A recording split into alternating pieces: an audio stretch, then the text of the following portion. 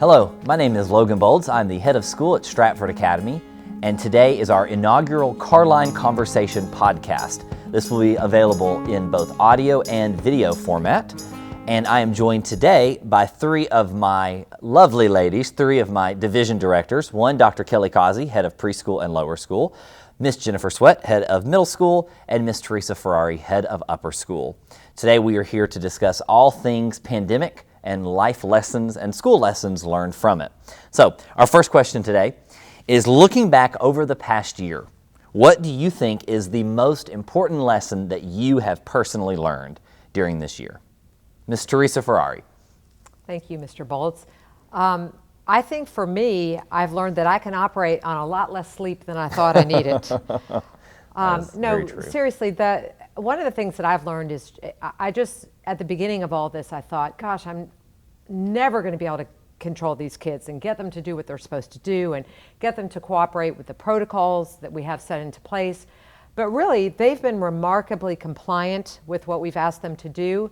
To ask a 15, 16, 17-year-old to spend 6 hours of a school day with a mask on, I thought would be pretty much impossible. But as it turns out, they've really been pretty good about it. And I'm so proud of the fact that we have had not a single upper school teacher get sick this year with COVID, and we have not had a single student-to-student spread of the disease at school. So what we've demanded of our students and expected of them, they rose to the occasion, they did what we asked them to do, and we were able to stay open. So one of the lessons that I've learned is despite the fact I can't get them to stay in dress code, I can get them to wear a mask and to follow the rules. When it really comes down to something important, they're willing to step in and do what they need to do because they wanted to be here too, just as we did.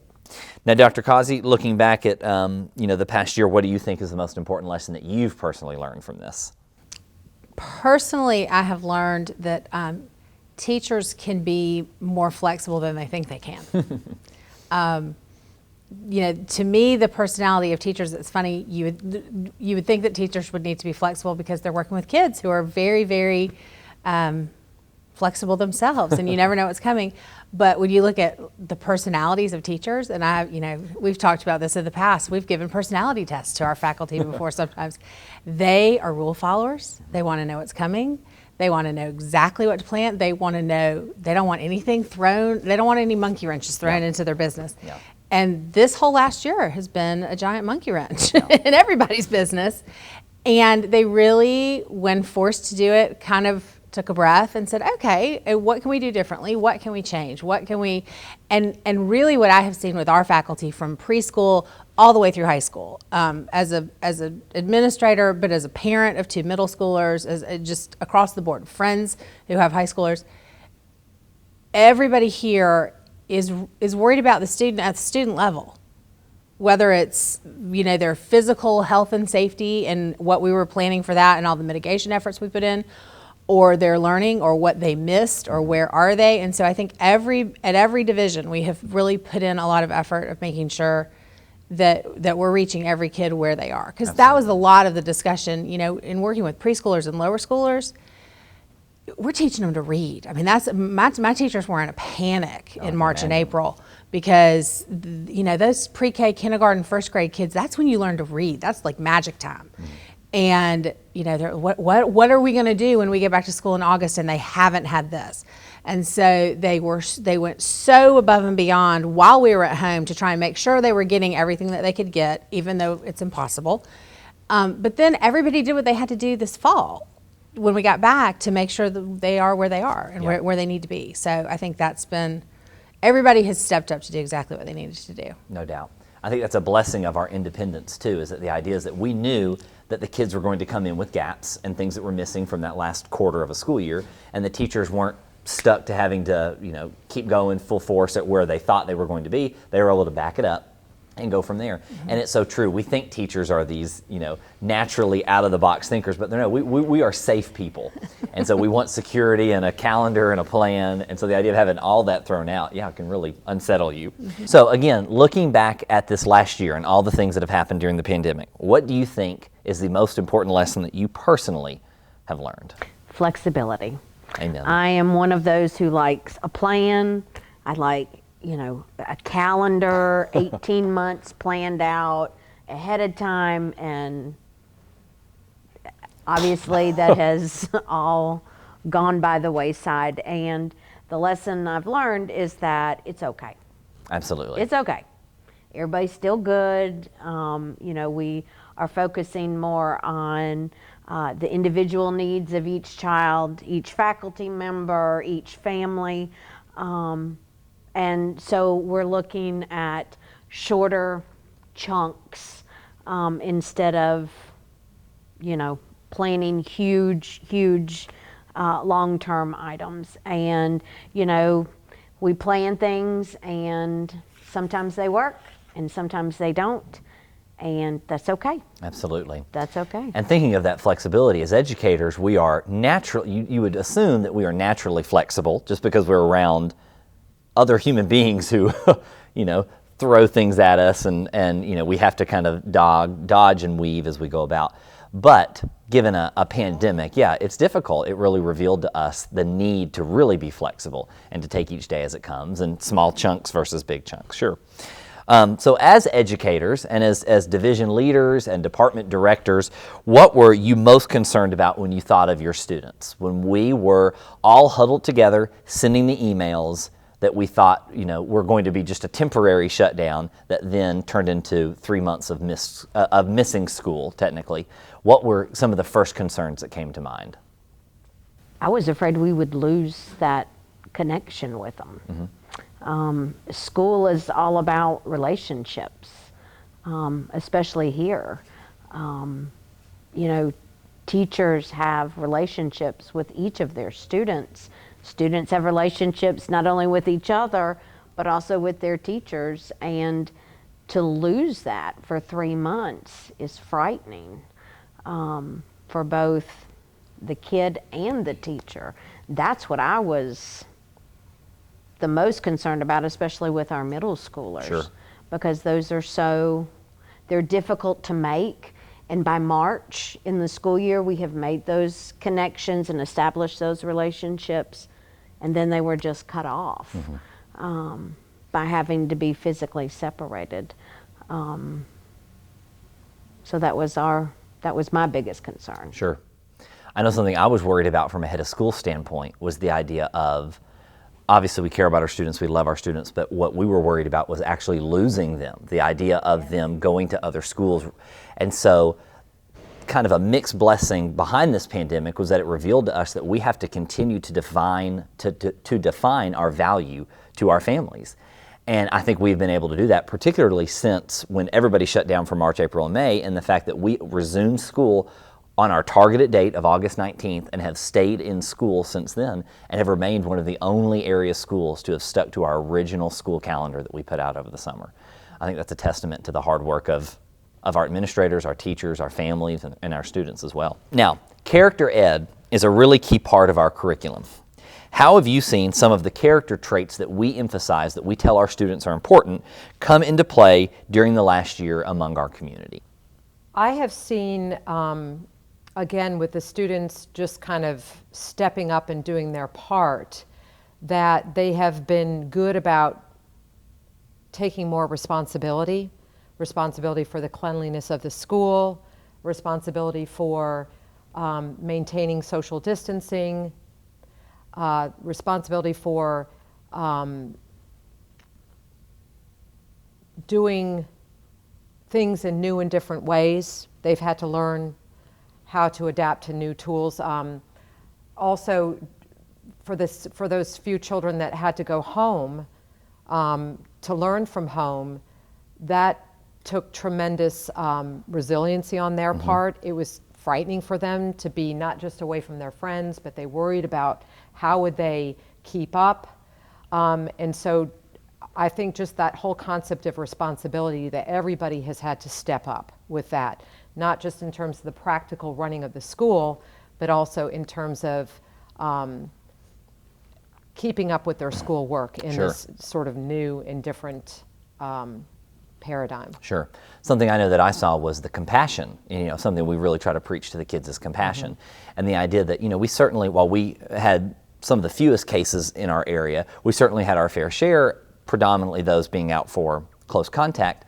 And when those kids would go out, I would love to see our students who are still on campus reaching out to them. How are you doing? What can I bring to you? Here, this was something we did in class today. Even though they were able to Zoom in and Google Meet and still communicate in class, the students going the extra mile, which goes back to their own responsibility of caring for somebody else, which is compassion and just their empathy levels. Yes. Well, and then also just the fact that there hasn't been a horrible stigma attached, because I know very early on in the pandemic, people that did get sick felt almost like social pariahs. And I didn't feel that at all at school, that people looked down on or made people feel inferior or judgmental about kids who got sick and had to stay home. It was more just, they felt bad that they were going to miss out, but people were willing to, if I need to take something to somebody or what have you. No, there wasn't the stigma that I feared might be present among the kids. Sure. Now, Dr. Causey, how have you seen some of the character traits that we emphasize in the classroom during the last year come out among our community? I think, especially looking at preschoolers and lower schoolers, but again, as a parent, I kind of have a different perspective because I have children in divisions where I don't work, so I get to see what they're doing too. I do think that they've really worried about the kids that are at home. I think that whether it was the teachers or the students, I think that as a community, we have had some concern for the people who aren't here, because we do realize how relational this experience is and how it is so important that we're here together. So I think that people have really kind of gone above and beyond to check in and take care and all those things. Teachers have been, very worried about kids who aren't here, even more so than normal. I mean, that is a very normal teacher reaction. Like, why aren't you here? I'm texting mom, 9 o'clock.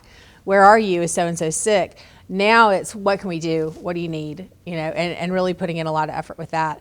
I do agree with Ms. Ferrari about our campus. I think that students have stepped up and kind of appreciated maybe more and I think that's been a good thing, is getting to be outside as much as we've had to be. We have appreciated how nice it is to be outside. Absolutely. And what a beautiful campus we really have, and taking advantage of some things and taking care of some things that we maybe didn't do quite as good a job of in the past that we should have done. And then I also think that accountability piece, even all the way down to preschoolers and lower schoolers. Preschoolers, it's hard for them to be accountable, but they're learning, and the teachers are really kind of enforcing that.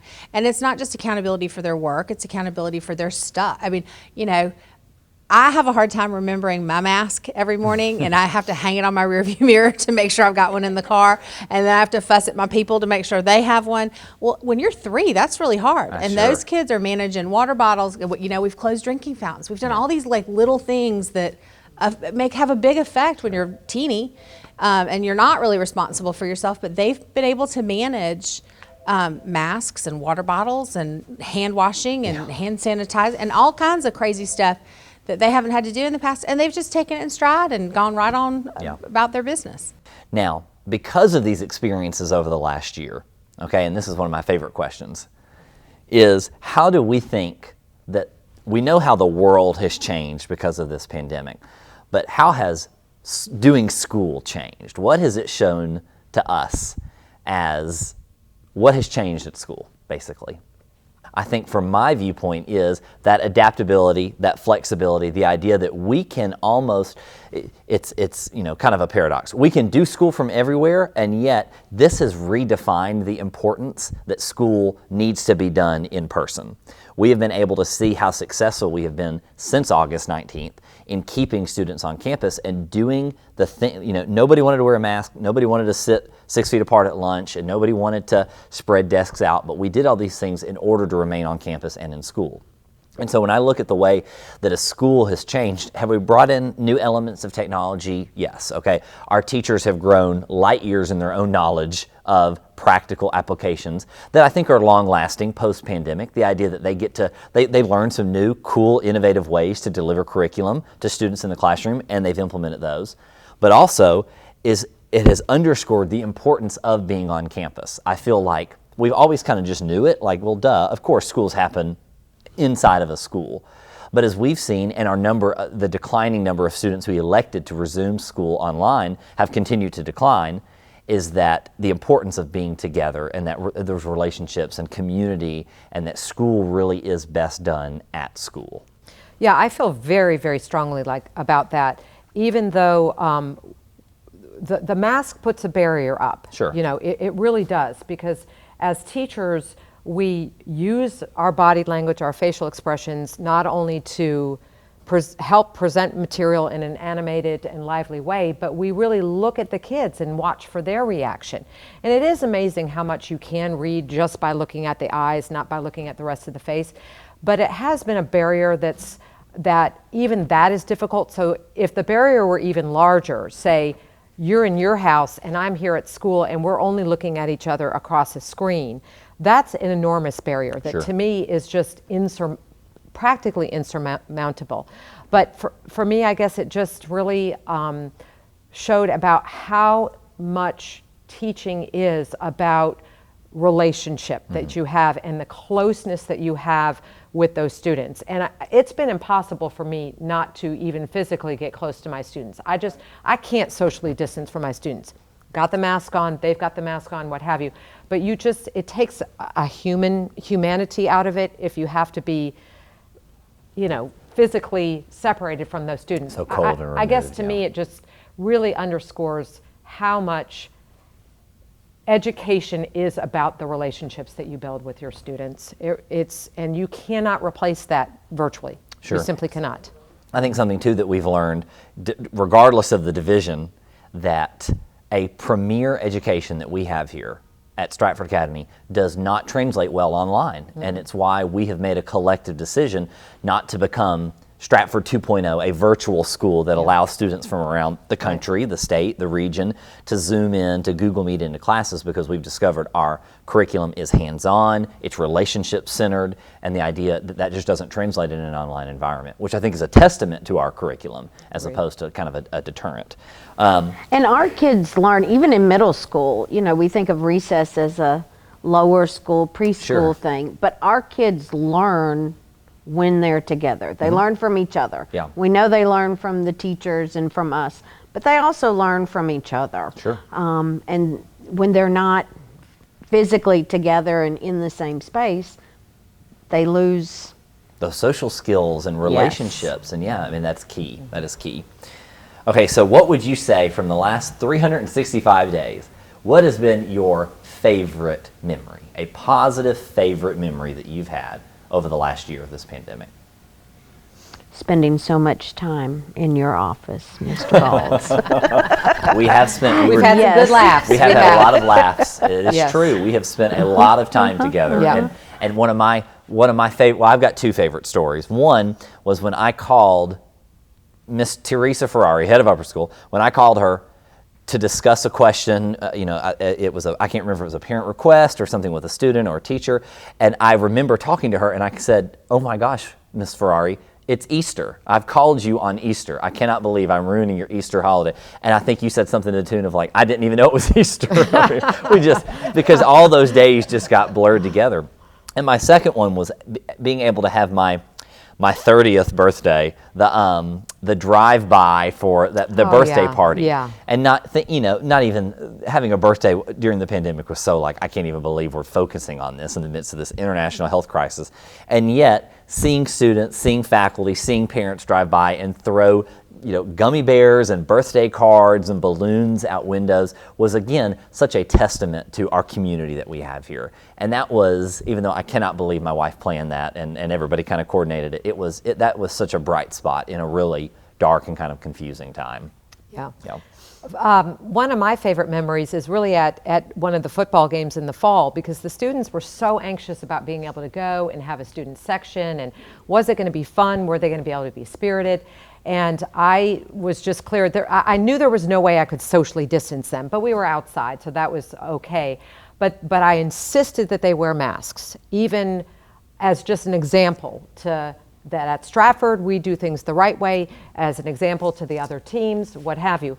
But I remember that our pep club, one of our pep club leaders, it was Claudia Pope, and she was up there with her bullhorn and everything. And I remembered her shouting out through the bullhorn, pull your mask up or I'm going to kick you out of this game. And I just thought, what more could I ask for? Sure. But our pep club leader she knew it wasn't going to happen. If we don't follow the rules, there will be no student section. Yeah. But she knew that was going to be required, and she just stepped right up.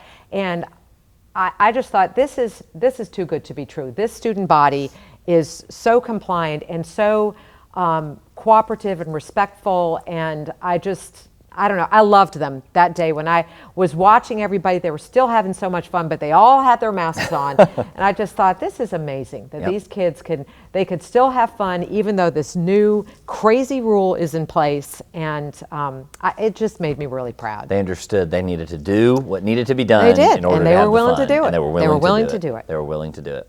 My favorite was graduation. I thought graduation was a smashing success. I loved everything about it. I loved that it was outside. I loved that it was on campus. And I love the fact that the kids got to drive through. That was really special. All the teachers and their family members, and I just thought everything about it was perfect. It was a very special day. Yeah, and that's again one of those traditions that we've seen has been able to change. We've adopted an outdoor graduation now. We've always wanted to move it back to 6010 Peak Road, and we were able to do it this year, or last year, and then are planning for it this year. Well, Dr. Causey, what would you say over the last 365 days has been your most favorite memory?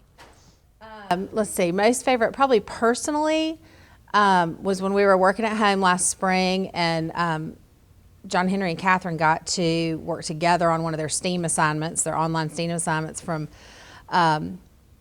Miss Holly, and they had to create something with a pulley system. I can't remember what it was. They were doing these Rube Goldberg projects, and they were outside, and they had strung, they used the entire front yard. I mean, they spent the whole day doing it, but they had the best time. Like, they had just said, all right, if we're going to do this, we're going to do it. And they were transporting something. It may have been Catherine's hamster. They had to have a pulley system like across the yard. And I mean, it was a huge deal. That was fun. I was inside Zooming, I'm sure, with y'all. I'm sure, yeah. But I was looking through the front window, and they were having a big time, and the hamster was flying through the air across the yard and having a great time. And then on campus, I think it's not necessarily a specific memory, but I really have loved seeing everybody outside. Mm-hmm. From preschool and lower school spend a lot of time outside anyway. Preschool especially. Lower school has spent, they're eating lunch outside. Yeah. And they're doing some things differently. They're not sitting all day, and they're not sitting in desks all day. They're getting up and they're moving. And I personally like to walk through the hallways of the lower school and see kids sitting out in the hallway working in little groups and at tables out there, and they don't all have to be sitting in a classroom at a table all day long. Sure. But to get to see the middle and upper schoolers outside too, I think they really enjoyed that, and I think it's been good for them. I think that's one of those things we'll keep. There's no doubt.